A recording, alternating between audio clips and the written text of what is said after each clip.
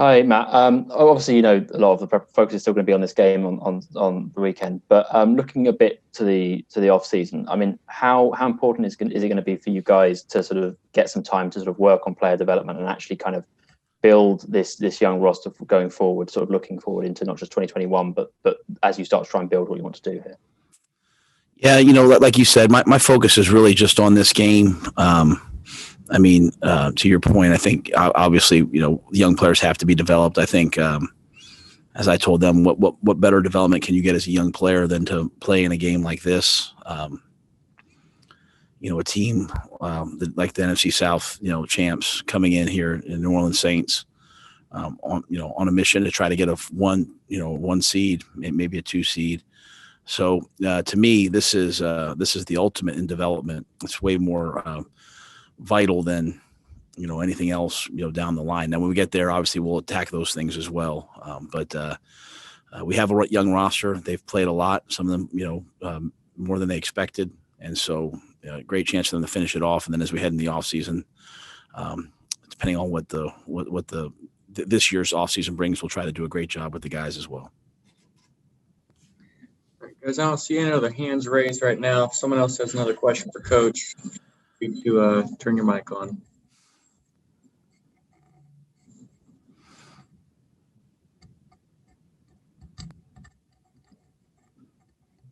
Go ahead, Mike. Thanks, Preston. Hey, Coach, Happy New Year. As you look ahead to Sunday and with the guys that you aren't expecting to play, the thought that you gave us this week about these are essentially de facto playoff games for these guys in big settings and big moments, big opportunities. What are you looking for in terms of these guys stepping in and playing? Are you looking at execution? The ultimate goal obviously is to win, but are you looking at this as an evaluation opportunity as well as just trying to win a game?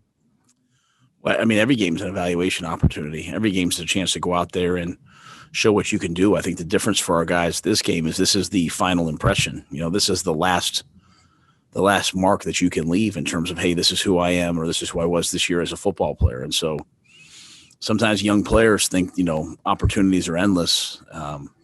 Opportunities come based upon what you've done previously. So this is a chance for guys to really show what they can do, this game and, heading into the off season. So, obviously we'd love to have Christian or Mike Davis playing, but they're not playing. So Rodney steps up and he's played well. It's an opportunity for him to go play. I just think, I want a team that goes out and expects to win and finds a way to win. The way you win is you guys play well. And, everyone that steps on the field has to play to the standard that we've set. We won last week versus a good team. We expect to win this week. We're playing a great team. And, the only way to win is for our guys to play well. Just following that up, the last time you guys played New Orleans, they're another close game near the last shot opportunity kind of thing. Differences between New Orleans that you've seen on tape from that game to this game, and Breeze obviously is a difference that you guys will be contending with. Yeah, they're running the ball at a really high level right now. We didn't play against Emmanuel Sanders last time. Their defense has been on a tear. They're playing great defense. I think last game, they were 12 of 14 on third down, so we couldn't quite get off the field. We couldn't get off the field, but we were 6 of 9 on third down.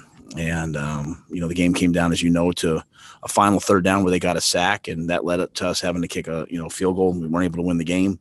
They scored a touchdown in 2 minutes as time expired, and we had the ball, and we couldn't win in 2 minutes. So situational football, third down, 2 minute were the differences in that game. We've played them. We know how good they are. We're going to try to go play our best game and try to excel in those situational areas. Let's go to Jonathan Alexander, followed by Steven Toronto. Hey, man. Happy New Year.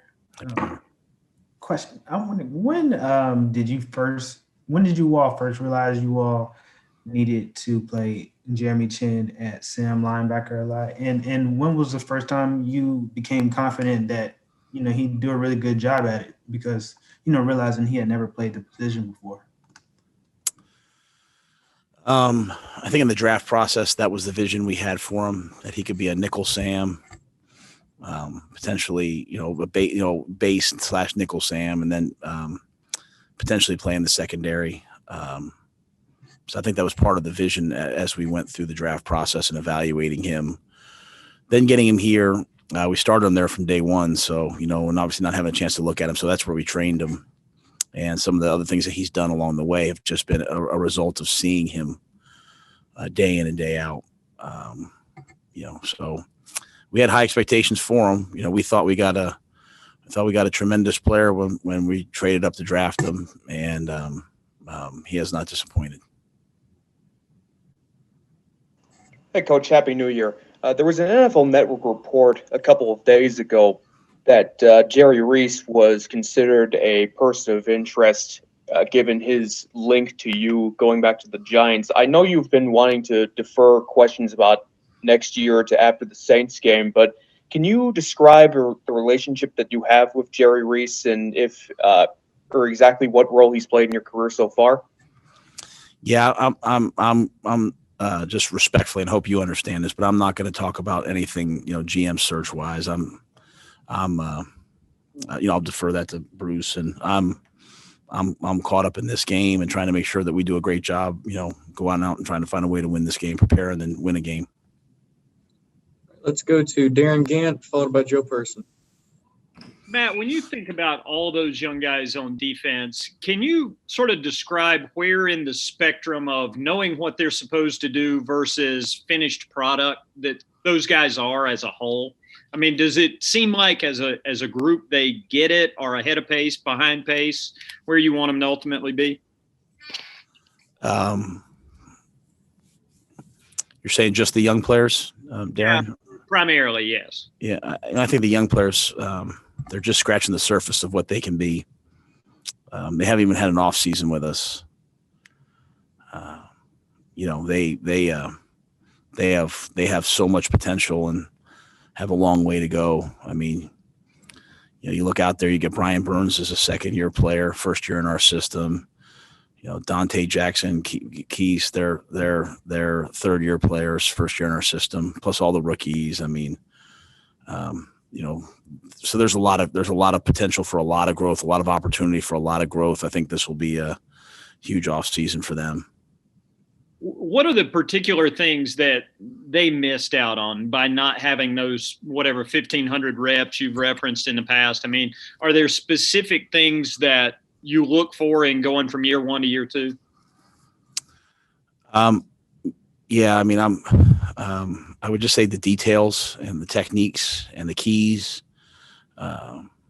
Those things have to be learned traits.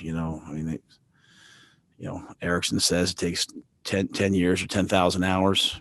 For me, I would always say it takes 1,000 reps. So just those reps on all those things. Situationally, third down.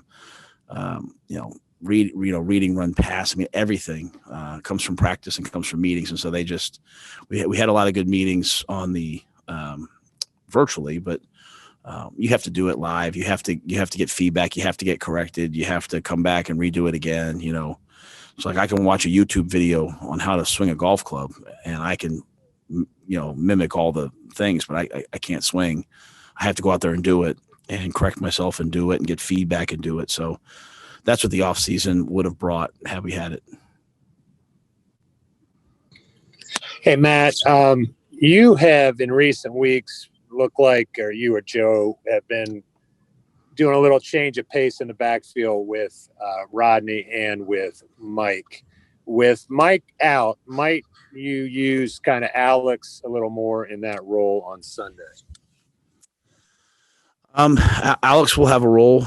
Trenton Cannon will have a role. Curtis has, when we've been able to, he's played tailback. So I think those four guys will all pick up the slack. Go to Skylar Callahan, the Nick Carboni.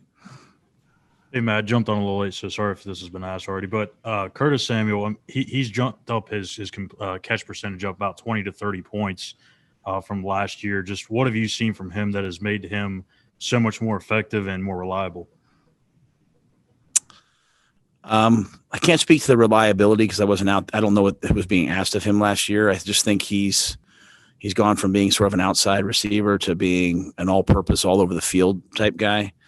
As I said all year, he makes all the blocks, catches the ball, controls the middle of the field, catches the ball in the middle of the field, runs the football, catches the ball out of the backfield. I mean, he's so tremendously versatile that people have a hard time distinguishing, like, hey, what personnel are they in? Are they in three receivers or are they in two backs because of his ability to play both? I just think he's a dynamic player and is really, really dependable as well. So in terms of being reliable, I think he's tremendously reliable for us. Hey, Matt, my question was about Curtis as well. It's more from him as in a mentality standpoint. When you guys had conversations with him earlier in the year, or when he was out there and you called on him in a fourth down run up the middle, I think in Atlanta, and obviously he's been more involved in the run game and carrying tacklers last week. What's kind of his mental makeup? What did you notice about him then, and how does he fit into the culture that you've wanted to build here? I think if you go back and listen to me talk about him early, it's exactly that run. I mean, that run, he could have run out of bounds. A lot of guys run out of bounds on those plays. I mean, he's just a tough guy. He's everything, that I like in a football player. He's dynamic, he's explosive, he's athletic, but he's also tough, dependable, works hard, can be corrected, can be coached. Really low maintenance, great teammate, does all the odd jobs, the dirty jobs. I mean, he's a football player. And so, yeah, I mean, I can't say enough good things about Curtis. Let's go to Vincent Richardson, followed by Vashti Hurt. Hey, Megan. You've mentioned a few times in recent weeks sort of how sort of flexible and adaptable this defense has had to be, partly just due to the sort of the injuries that you've had up front in particular. How much is that something that you kind of it's something you now know you can be going forwards, and how much actually it's just something you've had to do in the moment, and you'd plan to be more sort of philosophically tied to a certain approach going forwards? Well, I mean, Phil's always been versatile. He's always given people multiple looks. So I mean, we want to teach guys a base and then have things that fall off of it. I think the biggest key is I've always liked coaches who can coach to their talent. Here's our best players. Let's put them in a position to be great. Not here's my system. Hey, this guy doesn't fit. That's a prevailing mindset in many places, but Phil's done a great job, and his staff's done a great job of saying, hey, Burns is a difference maker. Let's utilize him. All right. Chin, how can we utilize him? How can we utilize Shaq? How can we utilize all these guys? So I think they've done a great job of utilizing their players. And, at the same time, other guys who just play more traditional roles. I mean, like Dante, I think, has given up one catch in the last two games, or two catches in the last two games. I mean, so you get Dante back and all of a sudden you start playing really much better defense, and other people start having, getting more sacks and all those things, but it's because Dante's just playing so well in the secondary. So there's always a give and take to that. But I think, we want to be a unit that can morph, can be versatile, can always take advantage of our players and what they do well. Hi, Coach. It's been a long season. I'm just curious what how practice has been this week. I'm sure that guys may be tired, or how has the energy level been at practice as you guys look to finish the season strong? I mean, I've been pleased. I thought they practiced well. I haven't watched the tape from today. Wednesdays have become a little bit unique this year in that, guys can't really be in the building working with us on Monday or Tuesday. Week coaches can't be in the building. So Wednesday is kind of the start of the week now. But we have a resilient group. Some guys are going to get some opportunities to play due to injury, and they've been working. So I've been nothing but pleased with our guys all year, including this week, with the way that they come in here and attack things. Go back to Joe Person for the next question. Hey, Matt, I don't know that we asked you this after the game, but did you look like on some of the replays you had a chance to talk to Ron afterward in Washington? Just wondered kind of what that conversation was like, if you don't mind sharing. Yeah, I mean, I talked to Ron before the game for a long time. I mean, he was unbelievably gracious to me, and we talked about all things Carolina. Talked about where we live, where they lived. We talked about our kids. We talked about Linda O'Hara, who was his assistant, who now is with me. So we talked about football. We talked. I've got 2 players I coach at Temple that play for him. So I mean, we talked about a lot of different things. But he's such a class act and tremendous person. And so we had a chance. And then after the game, Joe just wished me well, and I wished him well. So hopefully they play great this week.